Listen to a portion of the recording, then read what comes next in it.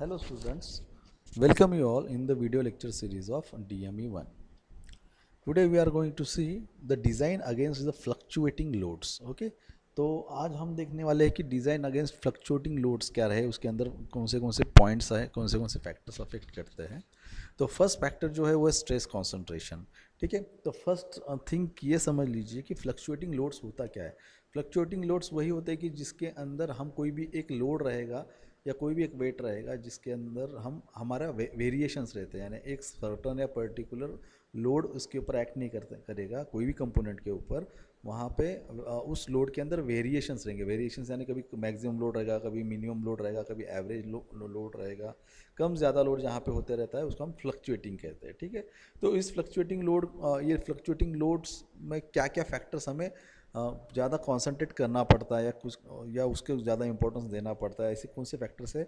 तो उसमें है कि स्ट्रेस कॉन्सेंट्रेशन। ठीक है, तो स्ट्रेस कॉन्सेंट्रेशन क्या कहता है, आपके स्क्रीन के ऊपर आपको दिख रहा होगा फिलहाल। तो स्ट्रेस कॉन्सेंट्रेशन पे हम फोकस करते हैं फर्स्ट कि whenever a machine component changes the shape of its cross section the simple stress distribution no longer holds good. ठीक है, सबको एक चीज़ पता ही होगी कि स्ट्रेस क्या रहता है। फर्स्ट थिंग, स्ट्रेस वो चीज़ है कि जब भी कोई भी कंपोनेंट के ऊपर कोई भी लोड एक्ट होता है, वो लोड एक्ट होने के बाद जो इंटरनल चेंजेस होते हैं कंपोनेंट के अंदर वो प्रोड्यूस होते हैं। वो किसकी वजह से प्रोड्यूस होते हैं कि जब आपका ये स्ट्रेस डिस्ट्रीब्यूट होता है यानी क्या कि आपका कोई भी लोड कोई भी कंपोनेंट के ऊपर जब एक्ट करेगा तो वो लोड डिस्ट्रीब्यूट होता है उस एरिया पे, उस सरफेस पे, उस कंपोनेंट के। तो साइमल्टेनियसली आप रजिस्ट करते हो उस लोड को, यानी वो कंपोनेंट क्या करता है उस लोड को रजिस्ट करता है। और जहाँ जहाँ रजिस्ट्रेशन कम हो रहा है, लोड का रजिस्ट करना कैपेसिटी कम है कंपोनेंट की, तो वहाँ पे हमारे छोटे छोटे इंटरनल स्ट्रक्चर चेंज हो जाते हैं कंपोनेंट के अंदर। तो उसको ही हम कहते हैं कि वहाँ पे स्ट्रेस इंड्यूस्ड हुआ है या स्ट्रेस प्रोड्यूस हुआ है। तो सेम यहाँ पे स्ट्रेस कॉन्सेंट्रेशन भी वही कह रहा है कि जब भी कोई भी कंपोनेंट के क्रॉस सेक्शन या इंटरनल या आउटर जो भी एरिया रहेगा वहाँ पे स्ट्रेस डिस्ट्रीब्यूशन होता है और वो ज़्यादा देर तक वो होल्ड नहीं कर पाता कंपोनेंट, यानी ज़्यादा देर तक वो रजिस्ट नहीं कर पाता। तो this regularity in this stress distribution caused abrupt changes, यानी इसकी वजह से क्या हो जाता है कि आपके कंपोनेंट का शेप थोड़ा सा चेंज हो जाता है। उस फॉर्म को हम कहते हैं स्ट्रेस कॉन्सेंट्रेशन। आ रहा है समझ में? ठीक है, तो इसको कहते हैं हम स्ट्रेस कॉन्सेंट्रेशन। अब stress concentration is a location in an object where stress is concentrated an object is the strongest when force is evenly distributed over its area so reduction in a area. जैसे देखो क्या होता है कि जब भी stress concentration एक typical लोकेशन के ऊपर ही एक्ट करता है। जैसे फॉर एग्जांपल अगर मैं कहूँगा कि आपके अगर टेबल के कॉर्नर पे मोस्टली अपना क्या होता है कि हर कॉर्नर्स पे अपने कॉर्नर्स टूटे हुए रहते हैं, यानी कोई भी कंपोनेंट के कॉर्नर दिखना जिसके एजेस शार्प रहते हैं वहाँ पे स्ट्रेस कॉन्सेंट्रेशन ज़्यादा होता है। क्यों? वो वीकेस्ट पॉइंट होता है और इसलिए वो जल्दी टूट जाता है। तो यहाँ और जहाँ जहाँ पे भी स्ट्रॉन्ग पॉइंट रहेगा कि जिसके ऊपर स्ट्रेस कॉन्सेंट्रेट तो हो रहा है लेकिन वहाँ पे स्ट्रॉन्ग पॉइंट है कंपोनेंट का, वो स्ट्रॉन्ग लोकेशन है, तो वहाँ पे क्या होता है कि आपको हल्के से क्रैक दिखेंगे, माइनर क्रैक दिखेंगे आपको, वहाँ पे हेयरलाइन क्रैक दिखेंगे जहाँ पे आपका स्ट्रेस कॉन्सेंट्रेशन हो रहा है लेकिन वहाँ पे वो स्ट्रॉन्ग है, अगर वो कंपोनेंट का पोर्शन थोड़ा सा स्ट्रॉन्ग है। ठीक है, देन नेक्स्ट है a material can fail via propagating crack when and concentrated stress exceed the materials theoretically cohesive strength। यानी इसका मीनिंग क्या है कि जब सिंपल तरीके से कहूँगा कि जब भी कोई भी कंपोनेंट के ऊपर स्ट्रेस ज़्यादा कंटिन्यूसली या कोई भी लोड ज़्यादा कंटिन्यूसली एक्ट कर रहे हो तो वहाँ पे स्ट्रेस भी कंटिन्यूसली प्रोड्यूस होने वाले हैं। जब जब कंपोनेंट के ऊपर स्ट्रेस कंटिन्यूसली प्रोड्यूस हो गए और उस कंपोनेंट के ऊपर अगर वो कंपोनेंट अगर स्ट्रांग हुआ तो जैसे कहा था वहाँ पे थोड़ा से हल्के से क्रैक स्टार्ट होंगे और वो क्रैक स्लोली बढ़ते जाते हैं और वो क्रैक की लाइन बढ़ने के बाद वहाँ पे फ्रैक्चर होने के चांसेस सबसे ज़्यादा होते हैं। तो ये स्ट्रेस कॉन्सेंट्रेशन का एक पॉइंट है कि क्या हो जाता है कि जब भी कब होता है, जब भी आपका लोड फ्लक्चुएट होता है यानी क्या, एक 10 किलो का वेट रख दिया मान लो कहीं पे भी, तो उसकी वजह से कोई इफेक्ट नहीं गिरता। वहाँ पे अगर उस लोड को आपने वैरी कर दिया 10 किलो का 15 किलो, 15 किलो का 16 किलो, ऐसा अगर उसके उस लोड की वेरिएशंस आपने चेंजेस उसके अंदर कंटिन्यूसली करते गए तब स्ट्रेस कॉन्सेंट्रेशन प्रोड्यूस होता है पर्टिकुलर एरिया पे, और वहाँ पे अगर वो रजिस्ट नहीं कर पा रहा है तो वहाँ पे क्रैक से शुरुआत होती है, और वहाँ पे स्लोली स्लोली वो क्रैक बढ़ते बढ़ते बढ़ते फ्रैक्चर होते हैं और बाद में आपका मटेरियल ब्रेक हो जाता है। ठीक है, इसको हम कहते हैं स्ट्रेस कॉन्सेंट्रेशन, राइट। अब नेक्स्ट देखते हैं कि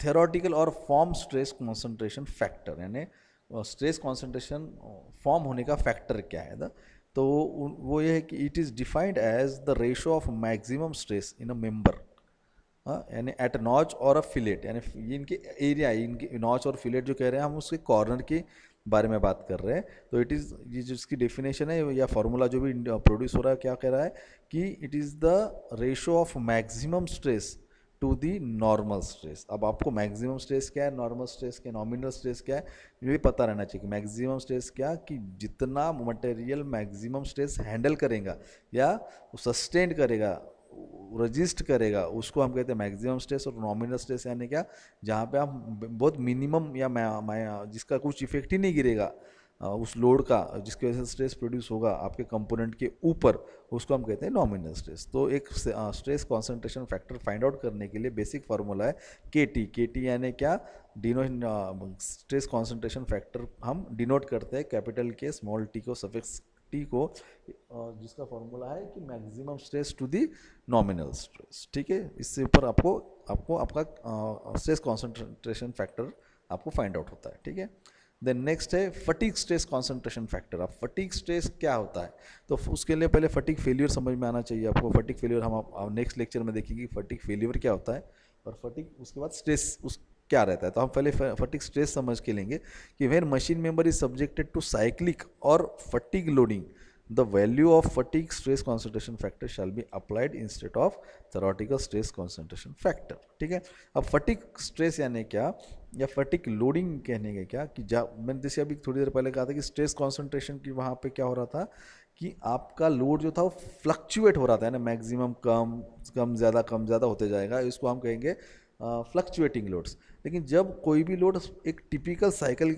यानी टिपिकल पीरियड के बाद वापस आने वाला है, वापस एक्ट होने वाला है उतने ही इम्पैक्ट से, तो उसको हम कहते हैं साइक्लिक लोड, यानी उसी साइक्लिक लोड को ही हम कहेंगे फटीग लोड। ठीक है, ये समझ में आ रहा है कि एक पर्टिकुलर टाइम के वक्त के बाद सेम लोड एक्ट होगा आपके कंपोनेंट के ऊपर, तो उसको हम कहते हैं, यानी वो साइकिल बन गया कि हम थोड़ी देर के बाद, यानी पर्टिकुलर 5 मिनट के बाद उतना ही लोड वापस आके इम्पैक्ट करेगा, फिर से 5 मिनट के बाद वो वापस आके इम्पैक्ट करेगा। तो ये हो गया साइक्लिक लोडिंग, इसको ही हम कहते हैं फटीग लोडिंग। तो इसको भी हम क्या कहेंगे, इसके जहाँ जहाँ लोड एक्ट हुआ वहाँ वहाँ स्ट्रेस इंड्यूस्ड हुआ, तो ऑब्वियस है फटीग लोड एक्ट हुआ तो वहाँ पे फटीग स्ट्रेस भी इंड्यूस्ड हुआ। तो इसलिए इसका फॉर्मूला किस तरीके से होता है कि के एफ यानी क्या, डिनोट करता है कि fatigue stress concentration factor is equal to endurance limit without stress concentration divided by endurance limit with stress concentration. अभी एंड्योरेंस लिमिट क्या होता है, ये भी आपको नेक्स्ट लेक्चर में, इसके थोड़ी देर के बाद आपको इसकी इस बात का ही पॉइंट है हमारा, वो हम उसके अंदर हम देखेंगे। ठीक है, तो फिलहाल यहीं भी समझ लिया कि हमें स्ट्रेस कितने इंपॉर्टेंट है, एक है स्ट्रेस कॉन्सेंट्रेशन फैक्टर और एक है फटीग स्ट्रेस कॉन्सेंट्रेशन फैक्टर। ठीक है, देन है मोस्ट इंपॉर्टेंट पॉइंट इसमें का नॉच सेंसिटिविटी। अभी नॉच सेंसिटिविटी मैक्सिमम वक्त ऐसा है कि सबको फर्स्ट टाइम ये समझ पढ़ रहे होंगे कि नॉच क्या रहता है और सेंसिटिविटी क्या होती है, तो वो भी देखेंगे। It may be defined as the degree to which the theoretical effect of stress concentration is actually reached, यानी क्या कि the degree to which the theoretical effect of stress concentration is actually reached, यानी जहाँ पे भी हम एक simple चीज़, जैसे मैंने आपको कहा था कि जब भी कोई भी लोड किसी कंपोनेंट के ऊपर अगर एक्ट हो रहा है वहाँ पे स्ट्रेस प्रोड्यूस हो रहा है, राइट। और वहाँ और जहाँ पे ये स्ट्रेस बहुत ज़्यादा एक टिपिकल पॉइंट के ऊपर एक्ट होता है तो वहाँ पे वो कॉन्सेंट्रेट होता है, इसलिए हम उसको स्ट्रेस कॉन्सेंट्रेशन कहते हैं। अगर इस स्ट्रेस कॉन्सेंट्रेशन का एक कैपेसिटी की रिड्यूस या अपोज करने के लिए एक सर्टन अमाउंट तक वो क्या करेगा, अपोज करेगा, एक डिग्री तक अपोज करेगा। उस डिग्री तक अगर वो गया, यानी ब्रेक होने के पहले तक या फ्रैक्चर होने के पहले तक जो भी कॉन्सेंट्रेशन होता है जिसको हम क्या कहेंगे, रिस्ट्रिक्ट करेंगे या रजिस्ट करेंगे, उस पॉइंट तक को के बाद जो भी हल्का सा चेंज होगा, थोड़ा हल्का सा जो चेंज होगा, यानी इसके बाद वो ब्रेक होने ही वाला है, उस पॉइंट को हम कहते हैं नॉच सेंसिटिविटी। यानी यहाँ पे वो सेंसिबल बन जाता है कि इसके बाद वो उसका इंटरनल शेप चेंज होने के चांसेस बहुत ज़्यादा है अगर लोड उसके ऊपर और कंटिन्यूसली एक्ट हो रहा है, तो उस पॉइंट को हम कहते हैं नॉच सेंसिटिविटी। समझ में आ रहा है? कोई भी कंपोनेंट के ऊपर लोड एक्ट करने के बाद उसका एक सर्टन पीरियड रहता है या सर्टन पॉइंट रहता है जहाँ तक ही वो खुद को सस्टेन करेगा, रजिस्ट करेगा ब्रेक होने के पहले तक या उसके अंदर इंटरनल चेंजेस होने के पहले तक। उस पॉइंट के बाद वो सडनली चेंज होने स्टार्ट हो जाएंगे उसके इंटरनल स्ट्रक्चर, उस पॉइंट को हम कहते हैं नॉच सेंसिटिविटी। ठीक है, अब नॉच सेंसिटिविटी फैक्टर जो है वो क्यू, स्मॉल क्यू से डिफाइन किया जाता है, और वो उसका उसका एक रेशो होता है जिसके अंदर लिखा है कि the increase, it is the ratio of increase in the actual stress to the increase in the nominal stress near the discontinuity in the specification. यानी क्या कि Q is equal to K F minus one divided by K T minus one. K F यानी क्या, आपका अभी हम थोड़ी देर पहले जो देखा था, जो भी आपका स्ट्रेस प्रोड्यूस हो रहा था फैक्टर, के फैक्टर, ठीक है ना, और के टी जो आपका थेरोटिकल फैक्टर था स्ट्रेस कॉन्सेंट्रेशन का, राइट। तो वो उन्होंने यहाँ पे यूज़ किया। इसका रेशियो क्या है, एक्चुअल स्ट्रेस के अंदर जो इंक्रीज होगा और जो नॉमिनल स्ट्रेस है उसके अंदर भी इंक्रीज होगा, जहाँ तक आपका जो भी स्पेसिफिकेशन के अंदर इंटरनल चेंजेस नहीं होंगे, वहाँ तक को हम उस पॉइंट को हम कहेंगे नॉच सेंसिटिविटी फैक्टर Q। ठीक है, अब the stress gradient depends mainly on the radius of the notch, hole और फिलेट। यानी यहाँ पे नॉच कहेंगे तो एक टैप मारने के बाद जो भी जिस खड्डा गिरता है या जो भी क्रैक गिरता है या जो भी वहाँ पे होल गिरेगा उसको हम कहेंगे नॉच। ये समझ में पहले समझ लीजिए, ठीक है। नेक्स्ट पॉइंट देखेंगे, methods to reduce stress concentration. अब स्ट्रेस कॉन्सेंट्रेशन अगर रिड्यूस करना है आपको, ऑब्वियस चीज़ है, अगर स्ट्रेस कॉन्सेंट्रेशन आपका बढ़ेगा तो मैक्सिमम पॉइंट या मैक्सिमम चांसेस है आपके मटेरियल के अंदर फेलियर होने के, इंटरनल चेंजेस होने के, फ्रैक्चर्स होने के, ब्रेकडाउन होने के, बहुत सारी चीज़ें हैं। तो इसको अगर अवॉइड करना है तो आपको क्या करना पड़ेगा, फर्स्ट थिंग स्ट्रेस कॉन्सेंट्रेशन को रिड्यूस करना पड़ेगा। तो उसके नंबर ऑफ स्टेप्स है, अब तरीके हैं अलग अलग। तो वो तरीके क्या है कि जैसे the presence of stress concentration can not be totally eliminated but it may be reduce to some extent. यानी सीधा सीधी कहने की बात क्या है, ये प्रैक्टिकली प्रूव है कि जब भी कोई लोड एक्ट होगा तो स्ट्रेस प्रोड्यूस होना ही है, स्ट्रेस इंड्यूस होना ही है। तो अगर स्ट्रेस इंड्यूस होने वाला है तो स्ट्रेस कॉन्सेंट्रेशन भी होगा ही होगा। तो अगर स्ट्रेस कॉन्सेंट्रेशन होगा तो उसको हम रिड्यूस कर सकते हैं, उसको हम बंद नहीं कर सकते हैं, वहाँ पे हम उसको उस स्ट्रेस कॉन्सेंट्रेशन को परमानेंटली डिलीट नहीं कर सकते, एलिमिनेट नहीं कर सकते। तो हम हाँ एक सर्टन एक्सटेंट तक हम उसको क्या करेंगे, कंट्रोल कर सकते हैं, बचा सकते हैं, उसको अवॉइड कर सकते हैं। ठीक है, तो कैसे कि a device or concept that is used usually in assisting a design engineer to visualize the presence of stress concentration and how it may be mitigated is that the stress flow lines। अब बहुत बार क्या होता है कि ये stress concentration समझने के लिए बहुत डिवाइसेस होते हैं, कंसेप्ट्स होते हैं जो ऑपरेटर्स यूज़ करते हैं कि कितना स्ट्रेस कॉन्सेंट्रेशन हो रहा है और उसको हमको किस तरीके से रिड्यूस करना पड़ेगा। ठीक है, तो वो किस तरीके से करते देखेंगे, to avoid abrupt changes in a cross section. Stress concentration change reduce करने के लिए क्या करना पड़ेगा आपको कि कोई भी चेंजेस रहेंगे, अगर ऑलरेडी आपके कंपोनेंट का सरफेस एरिया अगर अब्रप्ट है यानी प्रॉपर नहीं है, डिजायर्ड आपका जिस तरीके से चाहिए उसमें नहीं है, वहाँ पे ऑलरेडी अगर क्रैक्स है, ऑलरेडी अगर उसके ऊपर कुछ छोटे छोटे क्या कहेंगे नॉचेस रहेंगे, तो वहाँ पे आपका मोस्टली क्या होता है, स्ट्रेस कॉन्सेंट्रेशन ज़्यादा होता है और वहाँ पे ब्रेक डाउन होने के चांसेस सबसे ज़्यादा होते हैं। ठीक है, इसलिए वहाँ पे आपको देखना है कि क्रॉस सेक्शनल एरिया जो भी रहेगा आपके कंपोनेंट का या पार्ट का वो प्रॉपर होना चाहिए। देन सेकंड है place additional smaller discontinuities adjust to discontinuity. अगर मान लो कि आपके सरफेस एरिया पे कुछ क्रैक्स है, कुछ नॉचेस है, कुछ खड्डे हैं, तो इसको हम क्या करेंगे, पहले फिलअप करने के लिए कुछ फिलर्स उसके अंदर सरफेस के ऊपर लगा देंगे, जिसकी वजह से क्या हो जाएगा, वो जो भी नॉचेस थे या जो भी डिसकंटिन्यूटी वाले ऑब्जेक्शन थे या एडजस्टमेंट थे वो ऑटोमेटिकली फिलअप हो जाएगा और वहाँ पे आपको एक स्ट्रेंथ मिल जाएगी मटेरियल को।